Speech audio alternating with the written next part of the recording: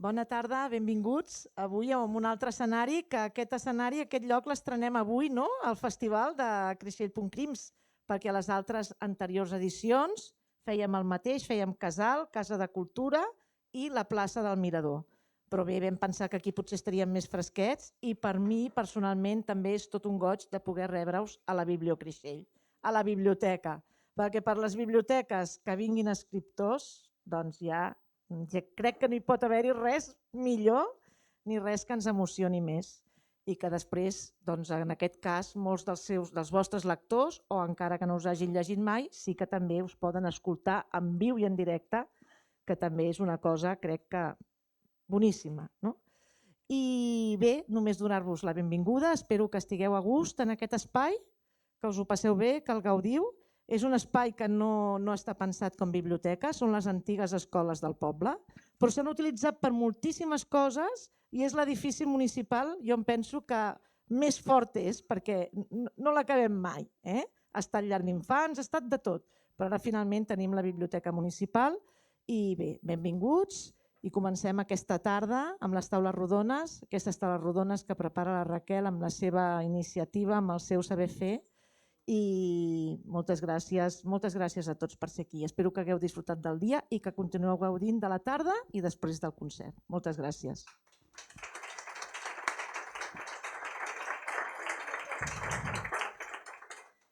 Bé, doncs en primer lloc era de justícia que tornés d'alguna manera al festival al lloc on es va imaginar, va germinar de la ment de la Maribel i va ser aquí a la biblioteca. De cop i volta una escriptora de Barcelona pica i diu: hola, soc la Raquel, he vingut a viure aquí i m'han dit que t'he de conèixer. Caram, la que hem liat. També vull agrair, estic molt emocionada, tota la tasca dels voluntaris. Ens hem emocionat, hem ballat, hem trepitjat descalços, anaven descalços perquè sigueu vosaltres qui taqueu la catifa vermella i no pas nosaltres.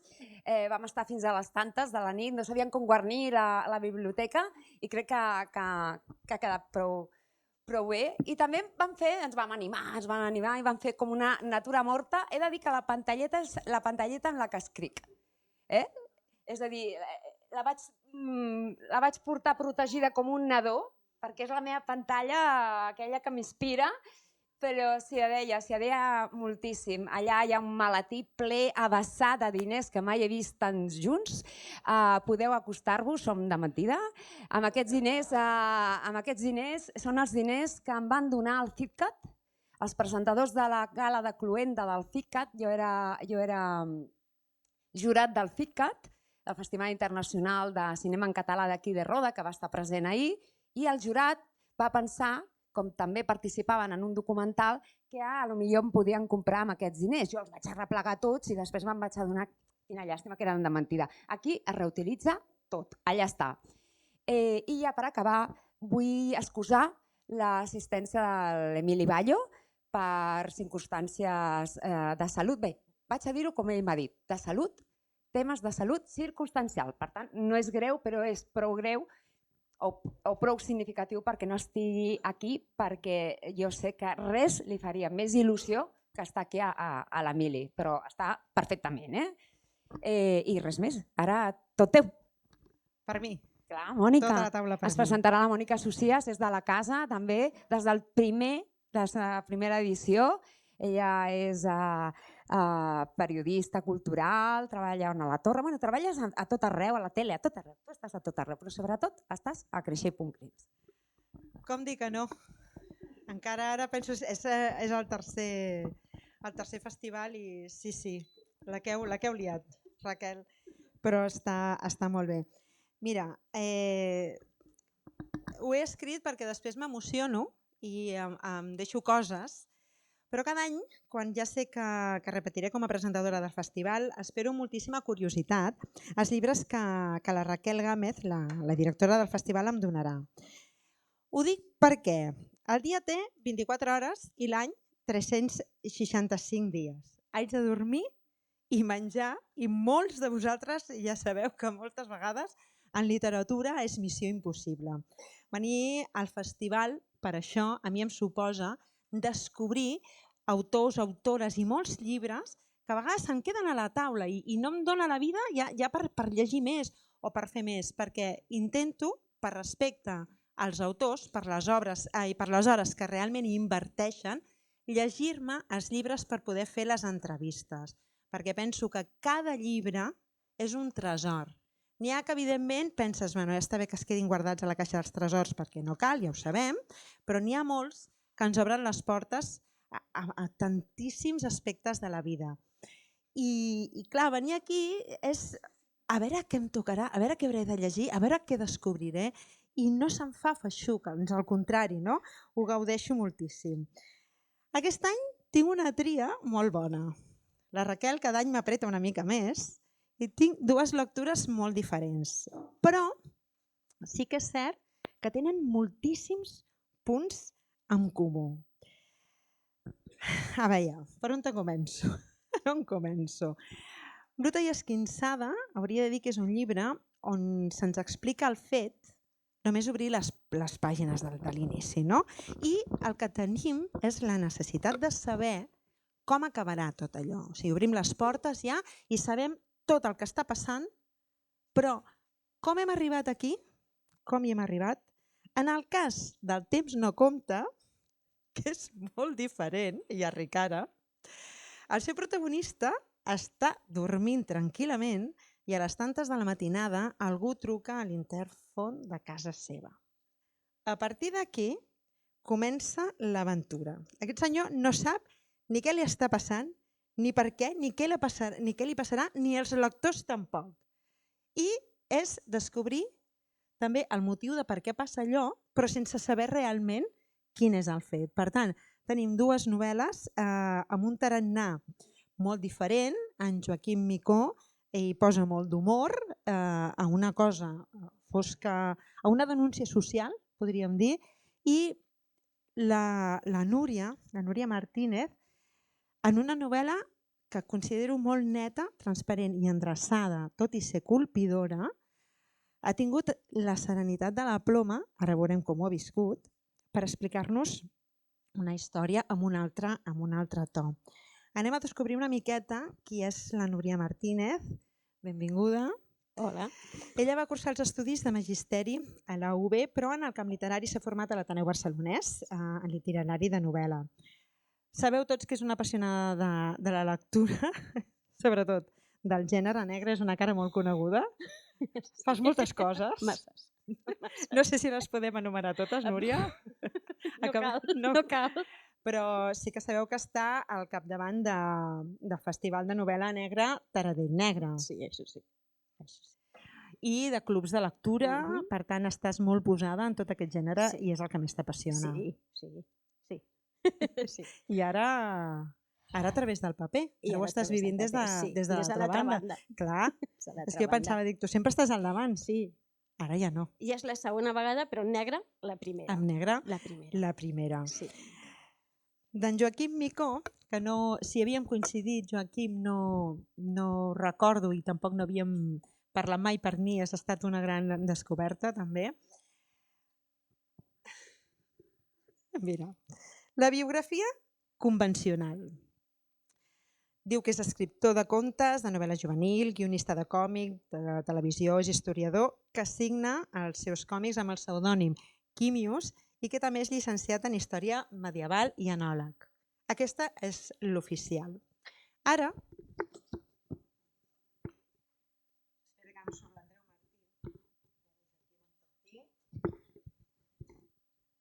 Ara, llegirem la de llibre.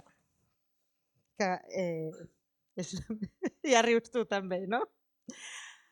Ha subsistit mitja vida entre tintes negres i papers foscos, fent guions de còmic i de televisió, de negre literari, de venedor d'alcohol, d'home dur en un music hall, adoctrinant futurs delinqüents i un munt de feines sòrdides més. Després de llegir aquesta biografia del llibre, llegiu la novel·la a veure què hi trobeu, perquè aquí ja comença aquest tarannà. Divertit, amb un humor... Bueno, és que no sé ni com descriure Joaquim. Comencem per dir que els Mossos d'Esquadra són espardenyers, ho fan molt bé. Sí, no sé per què, aquest matí també m'ha agradat moltíssim perquè surten molts Mossos d'Esquadra, en tot el que és el gènere negre. Sí, n'hi ha que, no sé, sí, que se salva algun, però més aviat no surten massa ben parats. Els jutges i la policia, no, la Núria també riu perquè tampoc surten ben parades. Però anem a centrar-nos una miqueta, comencem en bruta i esquinçada. Sí que m'agradaria, Núria, preguntar-te una mica que ens posis en context de què hi trobarem, el tema principal, m'agradarà que ho diguis tu, i vull que siguis tu precisament perquè ens expliquis quina ha estat la mirada, la inspiració i la mirada que t'ha fet escriure Bruta i esquinçada i com ho has viscut. A veure, el tema, jo no me l'havia proposat així, però el meu editor sempre diu que parla de la por. I és cert, parla de la por que tota dona tenim a que ens passi el que li passa a l'Arlet, que no és més que una violació i no destripo res perquè a la primera pàgina se sap que ha estat violada per més d'una persona. D'on surt?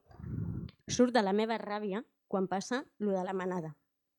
Jo sóc filla, mare, germana, amiga, que són tots els rols que trobem femenins en el llibre, que pateixen la violació d'una manera o d'una altra de l'Arlet, que tenen aquesta por per ella.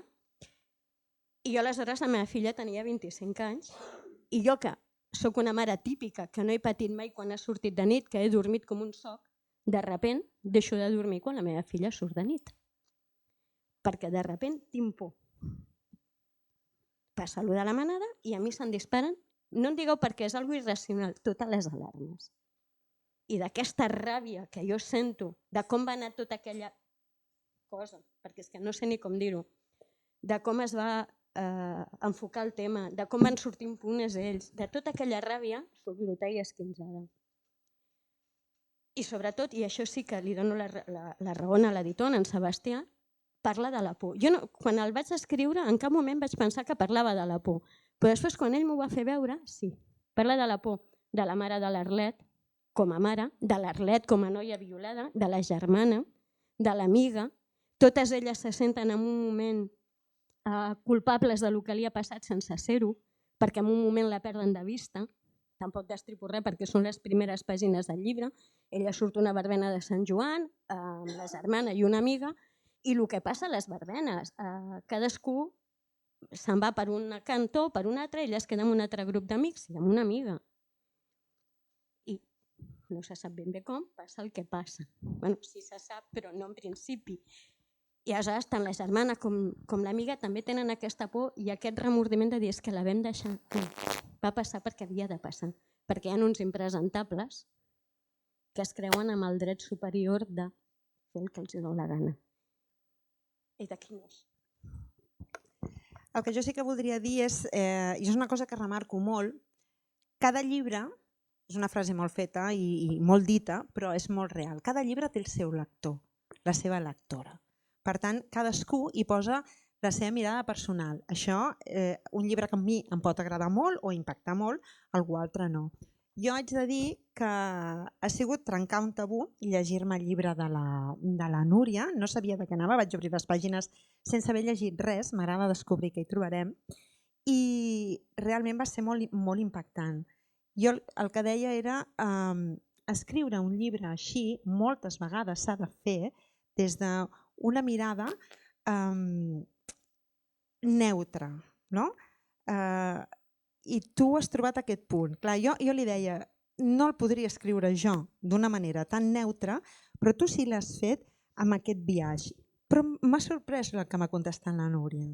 Sí, clar. Jo no ho he patit ni jo, ni ningú de la meva família, ni ningú proper, gràcies a Déu, però m'ha costat molt poc posar-me en el paper de tots els protagonistes. Com a dona, aquesta puïnata la tenim. Aleshores, ha sigut un exercici posar-m'hi, però no m'ha costat saber com podia reaccionar l'Arlet en el moment en què li passa el que li passa, perquè com a dona em puc imaginar com em sentiria jo. Em puc imaginar com a mare com se sent la mare de l'Arlet i em puc imaginar com a germana com se sent la germana i com a amiga. Si això li passés a una amiga meva jo sé com em sentiria, perquè per desgràcia com a dona això, aquesta por la tenim totes. Aleshores, m'ha costat molt poc, molt en un moment, però molt poc poder-me posar en el seu paper i dir, bueno, és que si jo fos mare, voldria matar qui li ha fet. I hi ha una frase de la mare que ho diu, li diu a la policia, atrapa'l perquè si ho faig jo el mato. Però és que jo penso que com a mare faria el mateix, la meva reacció seria la mateixa. Tot i així, haig de dir que aquí la veieu apassionada, però està molt estructurada i molt ben escrita la novel·la. És una novel·la amb una mirada molt polièdrica. Tu ara parlaves de la por, anirem un moment amb en Joaquim, perquè els teus personatges, si tenen por, Joaquim, jo de veritat no l'he sabut trobar. Són Juan sin miedo, Juan sin miedo total. Sí, a veure, clar, jo contant la narració breu he escrit tots els gèneres. Em sembla que no em queda cap per escriure. O sigui que imagina't, tenint en compte que hi ha unes quantes escenes. Però quan em vaig enfrontar a aquesta història, jo volia fer un North by Northwest a la catalana, no recordo com es diu la pel·lícula en castellà, Con la muerte de los talones, això. És a dir, un personatge que es troba ficat en un merder del que no entén res. I clar, això només ho pots fer des de la sorpresa o des de l'humor. I en aquest cas jo vaig voler barrejar les dues coses, però fonamentalment l'humor negre, molt sovint, i bé, doncs va quedar tal qual, que agradi o no, ja seria un altre tema de, diguem, opinió del lector o lectora, però el que està claríssim és que està fet amb tota la voluntat de que l'humor sigui el conductor de la història, d'una història que, per altra banda, també s'hauria pogut tractar des d'un punt de vista negre, perquè no deixa de ser una història del més negre criminal, diguéssim, no? Doncs amb policies, amb traficants, amb morts, etc. No farem spoilers. Però bé, es podia tractar de diverses maneres i jo, que vinc del món de l'humor, doncs vaig pensar que aquesta havia de ser així. Ara has dit una cosa que m'ha anat molt bé, perquè tu defineixes a la novel·la. L'única cosa estranya d'aquell merder era precisament el merder mateix. Sí. Perquè, clar, arriba un moment que inicia... O sigui, és una novel·la que s'inicia, com he dit, no? Que truquen al timbre i resulta que és la policia i a partir d'aquí, sense saber com, la troca es va enredant. Hi ha morts, hi ha policies corruptes, hi ha assassinats que acaben per no ser assassinats. O sigui, hi ha moltíssima teca. La Núria deia, no?, aquest exercici de posar-se al lloc dels personatges. Tu t'hi has posat? Vull saber-ho. A veure, costa, però sí, clar, o sigui, ell, el protagonista principal, en Robert, és un llicenciat en publicitat que comença a fer les seves primeres feines i llavors, doncs, diguem-ne que jo em vaig pensar, no, bé, com era jo, no?, quan era universitari i la gent que vaig conèixer. I sí, clar, evidentment, no és el meu alter ego ni de casualitat, però sí que té coses meves, però igual que ho té la Gemma, no?, la protagonista, o ho tenen altres personatges, no? Sempre deixes coses teves amb els teus personatges, perquè per això són teus, però no només teves, sinó de la gent que coneixes, dels amics, de la família, de tothom una mica, no? I amb els secundaris el que faig, que m'ho va ensenyar un mestre de l'ofici fa molts anys, diu, pels meus secundaris agafa algú conegut i fica-la allà, no? I és aquell i ja no t'has de complicar la vida. Algú conegut o algú famós, no? Per cas, no cal que sigui conegut per tu directament, no? Però bé, doncs, no sé, un dels policies que surt, jo pensava en l'Edward G. Robinson, no? L'actor, no? I ja, doncs aquest tindrà aquestes característiques i tal. I t'ajuda a que aquests personatges que no tenen, diguem-ne, una importància gran en la novel·la, però que sí que són fils conductors de la història, doncs es puguis recrear sense un esforç extra. Jo només diré que si és així has tingut una vida molt intensa. Deixem-ho aquí. Deixem-ho així. Deixem-ho aquí. No direm res més. Tornem una miqueta enrere. Jo parlava dels punts de connexió de les dues novel·les. Parlem de policies, evidentment, són novel·les negres, novel·les criminals. La policia hi és present, també tenim jutges en el cas de la Núria, i la no transparència també existeix en una banda i una altra. La corrupció policial ja sabem que està a l'ordre del dia, existeix, és doncs també dona peu a fer aquesta denúncia social. Si parlem de denúncia social, Núria, en el teu cas, quins són els punts més forts que trobarem i què és el que realment volies mostrar, no? de tot això? Sí. Per una banda, la impunitat dels fets d'una violació, i en aquest cas entre el senyor jutge. Vale? Aquí el jutge és una persona corrupta, a més no poder. Tenim en compte que el pare d'un dels violadors és un personatge amb bastant poder polític i econòmic que té el jutge comprat. Però és que això realment passa. Desgraciadament això passa. I això fa que la violació, la víctima, deixi de ser víctima en un moment determinat i sembli que ella ho ha buscat, que ella s'ho ha portat, i a mi això és que em rebenta. Aquest era un punt. L'altre punt, els mitjans de comunicació i el seu paper. Sí, no se'n he pensat, ho deixaré pel final, però ja ho pots treure. No se'n salva ni un. No dic nom de programa, però crec que queda bastant palès quin és. Un programa del COR que es dedica a tapar les vergonyes d'Espanya a través del que passa a Catalunya. I en aquest cas, què passa? Que s'ha violat a una noia que és filla d'un alcaldable independentista. Però el pare del violador és un exalcalde constitucionalista. Ja la tens liada. Ja ¿para qué queremos más? On posem el focus? En el punt polític, si ens interessa, o en el punt morbós, quan ens interessa tapar vergonyes d'Espanya. Però és que això s'ha fet. No m'ho invento, això s'ha fet. No, tu ho has posat al paper molt ben explicat, per parts. Aleshores, com que són coses que a mi em... I necessito matar, doncs ho faig sobre paper, que queda més net, que no m'agrada anar a la presó. Això és una de les coses que sempre us he envejat, matar sobre paper. Va bé, Encara que no publiqueu, és un exercici a practicar que treu molta adrenalina. Sí, jo quan tinc ganes de matar algú, narració breu, perquè si me'l trec de sobre de seguida, el pelo a qui sigui i s'ha acabat. Sí, ja us dic jo que el Joaquim va per feina. La Núria ho va estructurat més, però el Joaquim... Soc més ordenadeta. Sí, tira pel dret. Parlem de personatges també, la corrupció policial també la trobem en el cas d'en Joaquim, però a mi m'ha sorprès una cosa, que amb el tarannà diferent de les dues novel·les, tant l'un com l'altre, hi ha personatges d'un nivell extrem o accions, no? Perquè tu, el primer viatge amb el cotxe de Mossos d'Esquadra, t'has passat una mica. Vull dir, has apurat allò al fil fins a l'últim moment i pobret. Sí, bé, no explicarem què passa. No explicarem què passa, però apretes a... Sí, a veure, aquí qui coneix ja sap que a mi m'agrada molt el cinema i doncs la meva obra en general sempre no puc deixar de pensar en el cinema. I el Cecil B. DeMille, famós director, deia una cosa, diu que una pel·lícula ha de començar amunt i després d'allà continuar més amunt encara.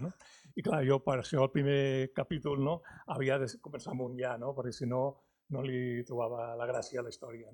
I era també una manera, vulguis que no, de captar l'atenció dels lectors, clar. Sí, i continua més amunt, perquè no baixa. No. A més, spoilers, amb la broma de que quan sembla que s'ha acabat, no s'ha acabat encara, la novel·la. És com el camarot de Los Hermanos Marx. Arriba un moment, quedeu-vos amb aquesta imatge, perquè al final de la novel·la és absolutament trepidant i ja no hi ha més gent per entrar dintre de la novel·la. És una novel·la coral, amb majúscules. És una novel·la, coral amb majúscules, però t'agrada aquests extrems, i ja des de l'inici marques aquest punt que jo no sé, en aquests extrems, què has viscut tu?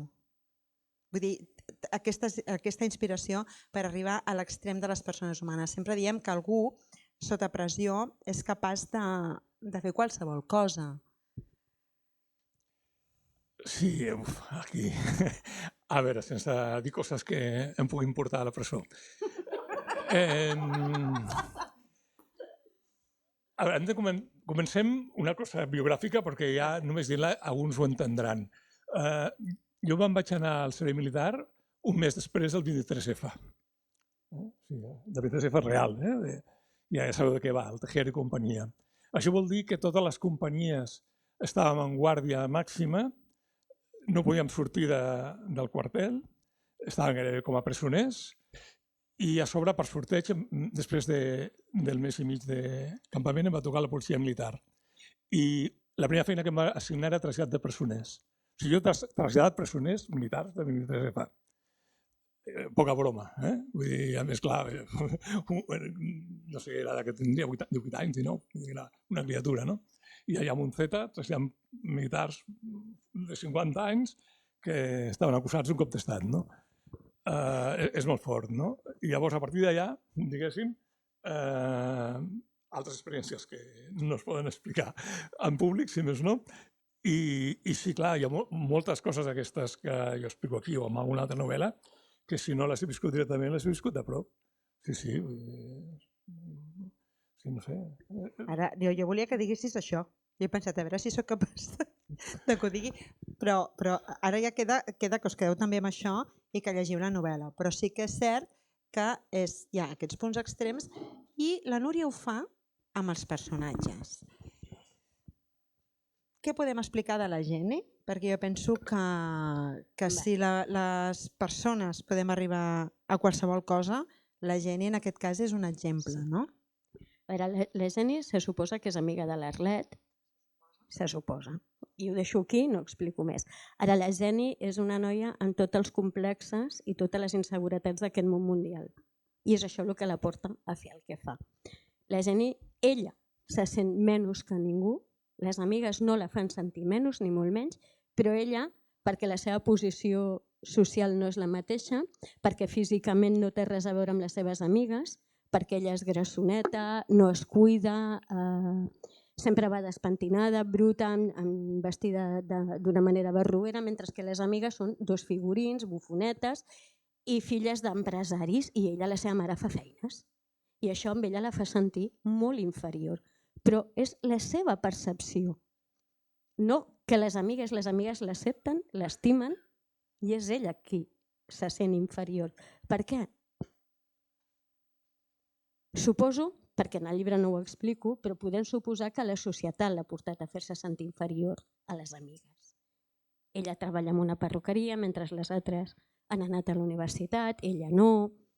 I se sent molt inferior a tots nivells i això la fa trair a les seves amigues. La fa tenir una actitud deplorable. Però és tot el que la Jenny porta darrere.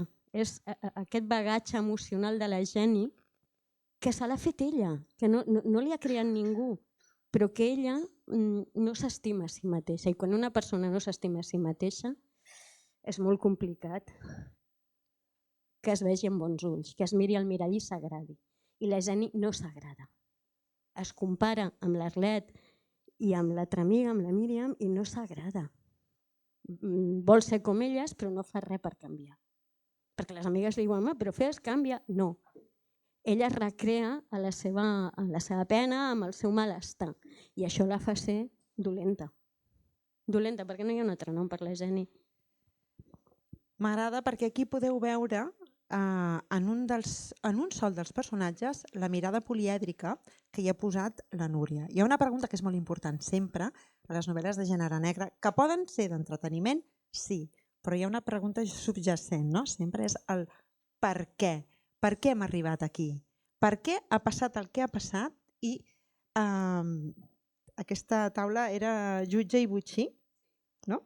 Doncs jo penso que precisament és un molt bon títol, perquè tots som jutges de les coses que passen, però sent jutges alhora estem sent botxins i no ens preguntem el per què, i és la gran pregunta que ens hauríem de fer.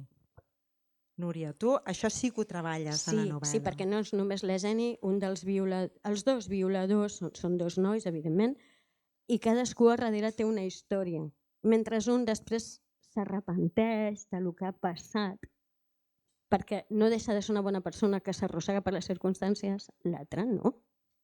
L'altre és el pitjor de lo pitjor, però què et porta darrere? I no ho explicaré, evidentment. S'ha de llegir, però què porta darrere? Quin tracte té? I això, vull dir, ho I no podem... estic justificant el que fan ni de conya, però hi ha un per què. I amb molts altres personatges que no ens dona temps d'entrar avui. Aquí parlem d'una amistat que realment no és tan real. En el cas d'en Joaquim, sí, perquè el Robert i la Gemma són amics. El Robert és el pobret que comença la novel·la a dintre d'aquest cotxe de policia, però després entra la Gemma. Aquí sí que hi ha una amistat i a més hi ha una lleialtat. Sí, sense cap mena de dubte, perquè a més la història no funcionaria si no fos així, no? Hi ha, diguem-ne, aquesta lloguesa contínua entre els dos, basada en l'amistat, però que sembla que hagi d'anar una mica més, sense anar-hi a una mica més. I bé, sí, això també té... Clar, és que no... Hauria d'explicar alguna cosa que desvetjaríem algun secret de la novel·la, no? Però sí, de fet, la novel·la això sí que es pot dir, perquè encara que la gent no se n'adoni, doncs tampoc té més importància. O sigui, el títol està extret d'un fragment d'una cançó del Jaume Sisa, que és Qualsevol nit pot sortir el sol, i cada un dels capítols és un fragment de la cançó. I tot i així, el títol té a veure amb el que està passant en aquell capítol, a banda de relacionar-s'hi, no? I clar, en el fons, el motiu és bàsic, no? És allò de que no només casa meva és casa vostra, si és que hi ha casa d'algú, sinó jo mateix, no? Com a persona, soc teu, si és que soc d'algú, no? I una mica la lloguesca, o la metàfora, si vols, o la comparació entre la seva relació i la cançó del Sisa, el tema de la casa d'ell, no? Que és quan es cita la cançó, no? I tal, doncs ve una mica per aquí.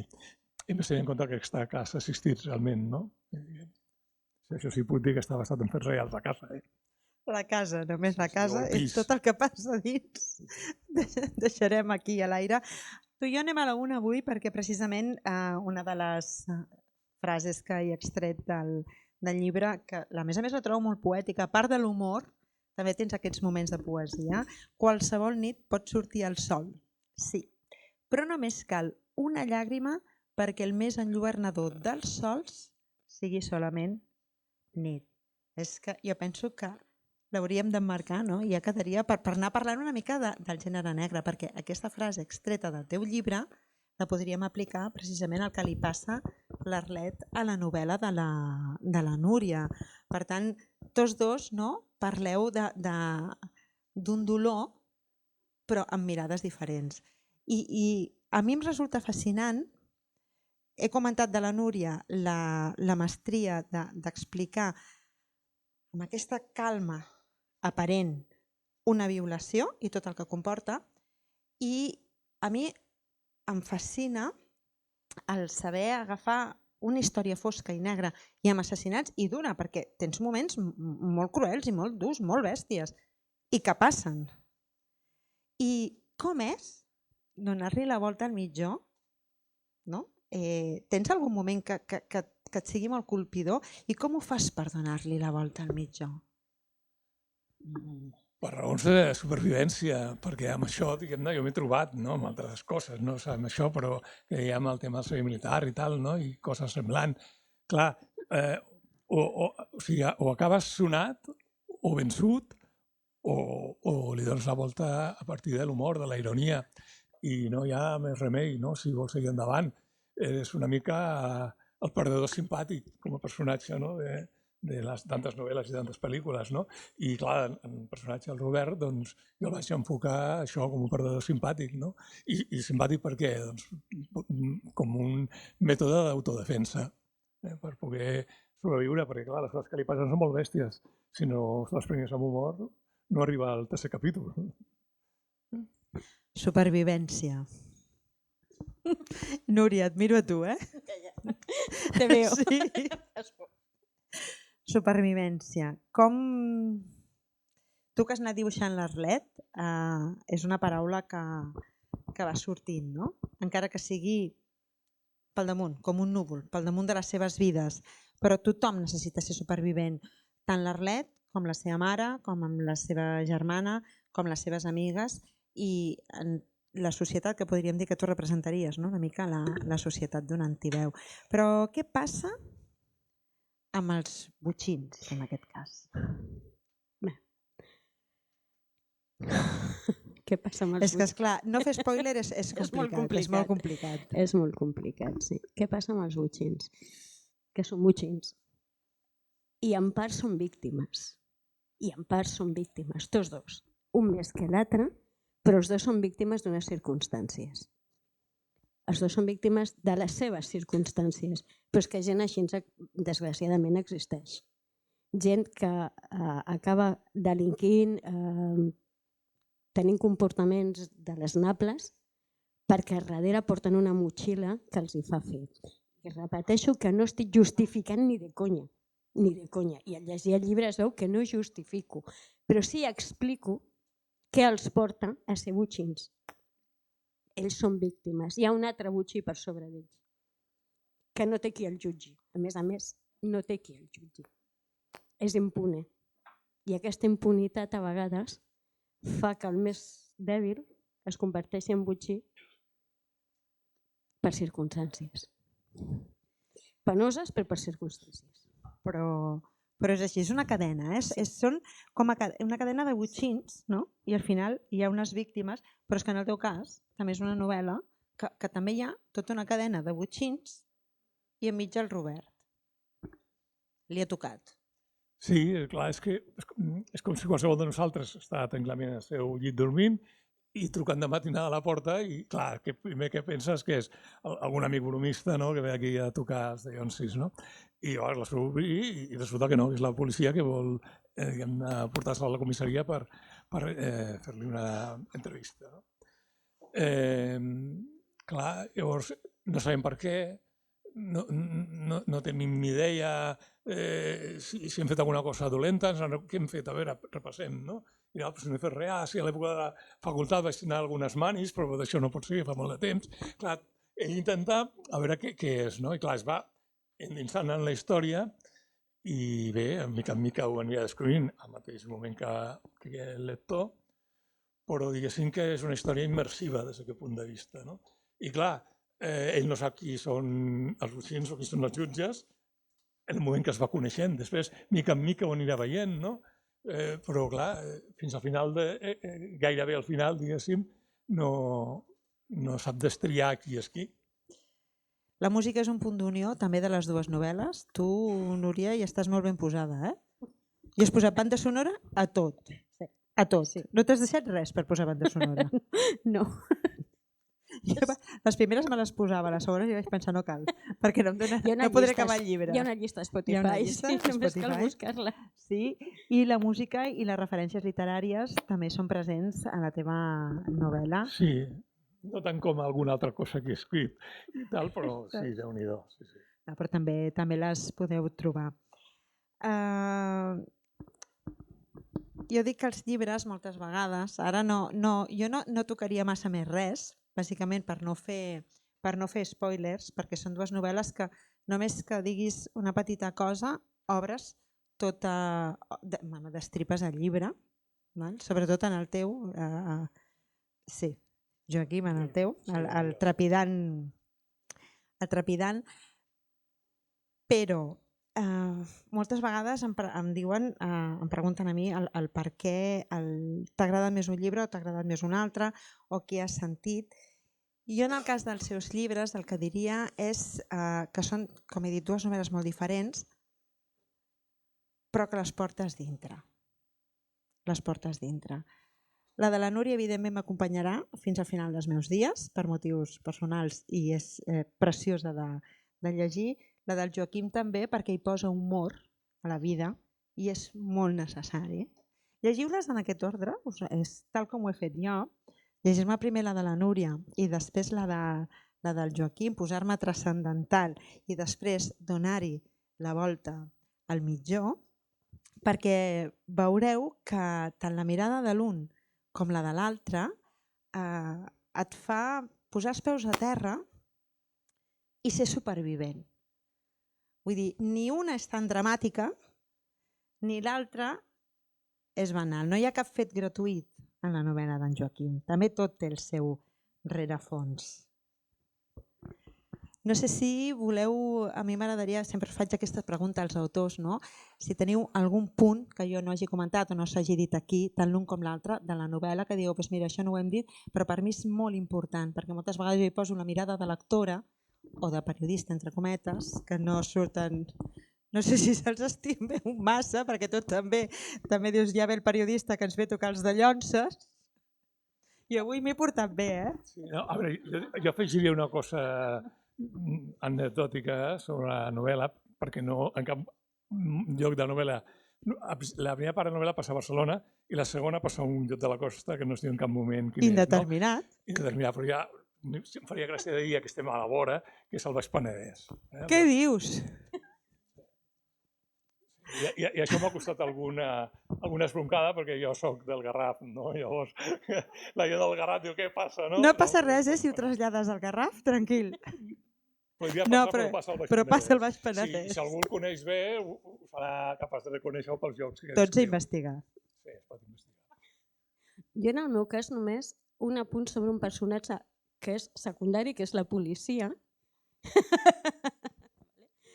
Clar, jo tinc que muntar un cos de Mossos perquè s'investigui la violació, vull dir, però són completament secundaris, o sigui, desapareixen a mitja novel·la i res.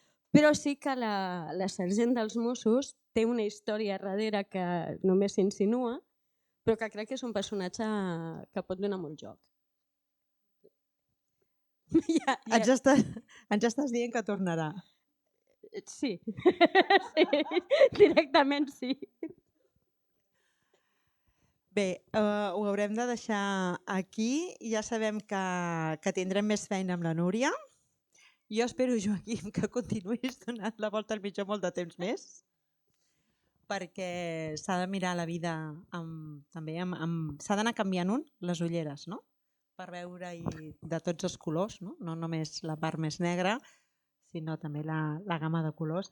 I donar-vos les gràcies perquè ha estat un exercici molt bonic. Gràcies, Raquel, també per recomanar-me aquests 2 llibres. Gràcies a tu, gràcies a la Raquel i a l'organització del festival. Sí, gràcies a les dues, a ella i a tothom. En Joaquim, perquè ha sigut un company de luxe. Sí, dues novel·les molt diferents, però que realment tenen molts punts en comú, no?